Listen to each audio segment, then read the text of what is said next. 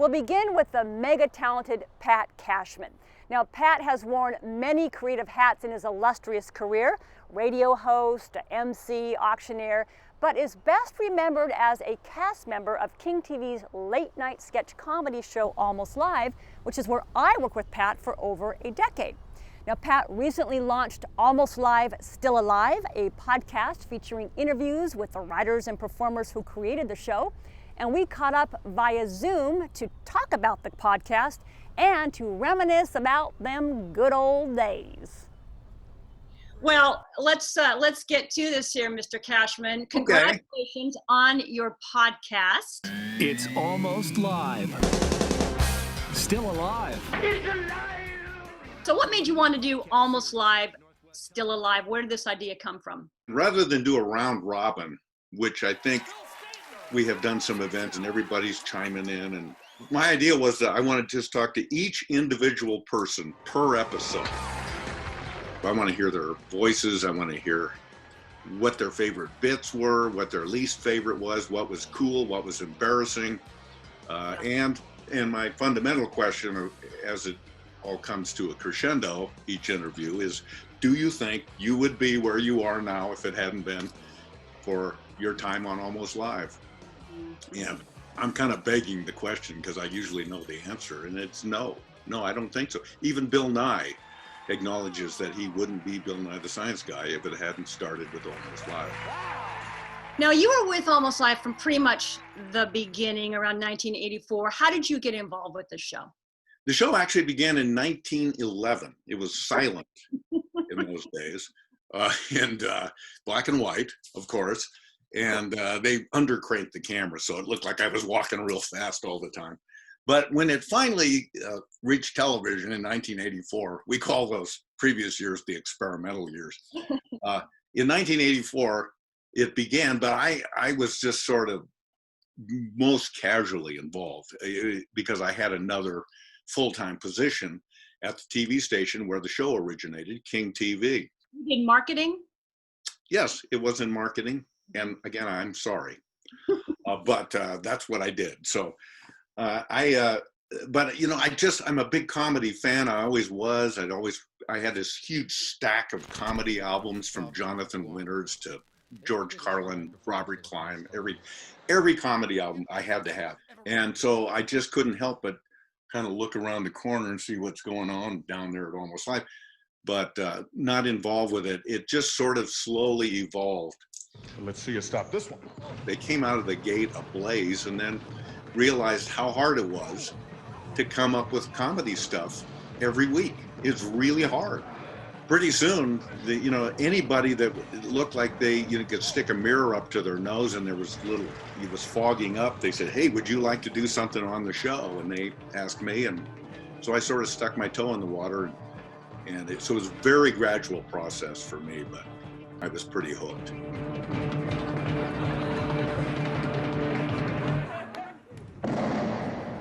You, by your own admission, like to do things your own way. You like creative autonomy, and yet we had to pitch your ideas to the group.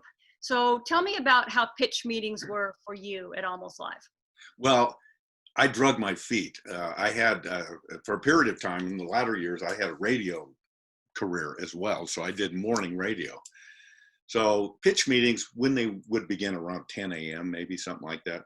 So I just dawdle. I'd take my sweet time getting there. And I had that ostensible excuse. Well, I got this radio show, Bill Stainton, the producer, so I probably won't be there on time, but go ahead and start without me. And sometimes I'd hover around the corner listening. Well, I guess that's about it for this meeting. Then I'd come walking in. Hey, did I miss it? Oh, shoot. Well, and then maybe I'd turn in some copy or something. I found it excruciating. Mm-hmm. I guess the fear of rejection or not even rejection, but just a lukewarm reception. Oh, that's your idea? That's good. Well, maybe you can pull it off. Ooh. Hey, it's lunchtime. We got to go. So yeah, those pitch meetings were a little bit, they were challenging to say the least at times. Some people thrived on them. They loved them. That just wasn't me. Right. Well, and the thing is, you created so many great bits. From Gastropod Pictures.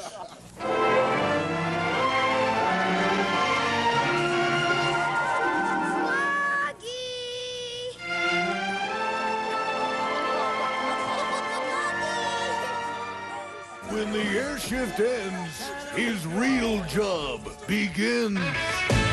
He's DJ Waiter.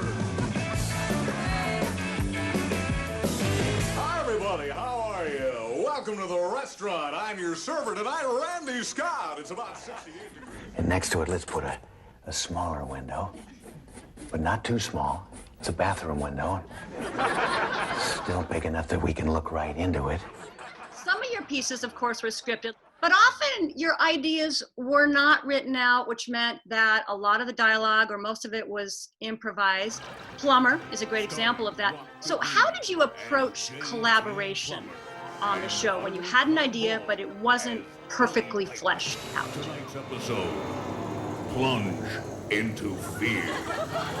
I love bringing other people in. I guess a natural collaborator. Whether you're making a piece of pottery or a TV sketch, it's going to be better because other people were invested in it, working.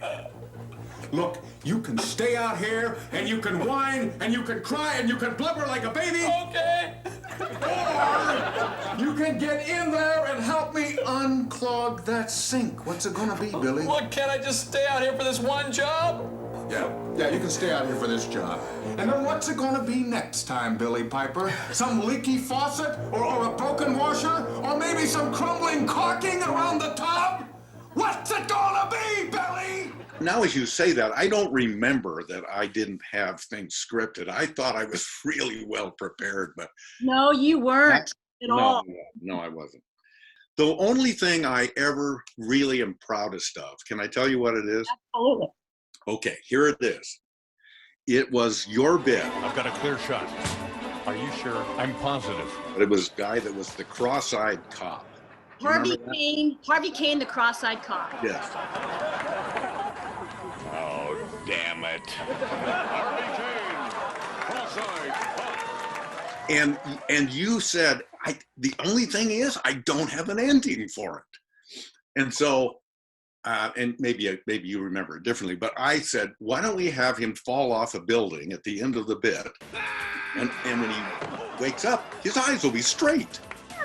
Yes. And then we closed with the title, Harvey Kane Cop. It didn't say cross-eyed anymore. Yeah. Yes, that's right. It was a dumb ending, but it got us out of it. It was the perfect ending. I mean, that's like the perfect capper. It takes it one more step, you know? And it was another one of those bits where we were able to throw a dummy off the roof of King TV, which we did countless times. You think you'd only have to do it once, right? Because a dummy's a dummy, but no, we did it all the time. That's the kind of reckless show it was. Yep. And maybe we were in our 20s and 30s, but it really was a show being done by a bunch of kids. Absolutely. You know, Yep. And it was a beloved show. A lot of people did know about it, so we were able to get away with a lot. Like when we shut down I-5 to shoot a jet guy, they gave us permission to shut down the freeway. I mean, what can you say? If you ask most casual people on the street, name one bit of your favorite bits, they'll inevitably say jet guy. Jet guy. Yeah. Do you have a favorite Almost Live bit? Well, the one I get the most comment on is called Roscoe's Oriental Rug Emporium. At Roscoe's Oriental Rug Emporium, we're saying goodbye. We're closing our store forever. It was just an observation. I'm walking through Pike Place Market, and I look, how come these rug places are always closing, but then I come back a year later and they're still there, but they say they're about to close. And that's all there was to the premise. Real deal this time. We're hitting the bricks, gonna mosey, gonna sashay, gonna clear out, vamoose, saying adios, ciao, Avita Zane, sayonara, arabar, hasta luego, Godspeed, until we meet again, which we won't, because Roscoe's Oriental Rug Emporium is closing forever. We're never coming. So Almost Live, it ran for, I think it was 15 seasons and won over 100, I'm sure, Emmy Awards, local Emmys. Why do you think the show had such staying power and still does, is still very fondly thought of? First of all, there was no other show like it. We weren't competing with another local sketch comedy show, so there was that. And this show was brought back from like Lazarus more than once. I mean, it was so imminently going to be canceled that it was frightening. And it happened again and again and again. And it took a long time to find its footing and to find its audience. Yeah. And then it sort of emboldened the people that were on the show to write better, to perform better. Here at the Ballard Driving Academy. And it is of course, the localness of the show that made it popular to Seattle people because it was their show. Welcome to the Ballard Driving Academy. Thank you. All right, now before we start, please adjust your seatbelt. Okay, good. Well, Pat, I'm so glad that you've made this podcast. It really is fun to hear everyone's memories of the show, and it's very pleasing to remember that magical time. I feel so lucky to have been part of it. So I'm really... Me too. And it's a chance for me putting these together and hopefully for people listening to relive it all again. Was it a perfect show? Yes, actually, yes, it was. But no, it wasn't. You know, you only remember the hits you got and all the times you strike out. But yeah, on balance, I'd say the batting average was pretty good, especially in its latter years. I completely agree, I'm with you. Was it perfect? No, there was plenty of bad stuff for sure, and I wrote my share of that. That said, there was enough good, right? So it's, you're just throwing all sorts of spaghetti at the wall and enough. Yeah. So maybe 100 bits are lousy, but one is good. Yeah, that's not bad. That's something to aim for, isn't it? Yeah. Well, thanks, Patrick. Thank you, Nance. See you. Closing forever. Any day now. Could be a matter of weeks, days, maybe tomorrow. But then, that's it. Roscoe's Oriental Rug Emporium. Going out of business since 1957. Check out Pat's Almost Live, Still Alive podcast at almostlivestillalive.com.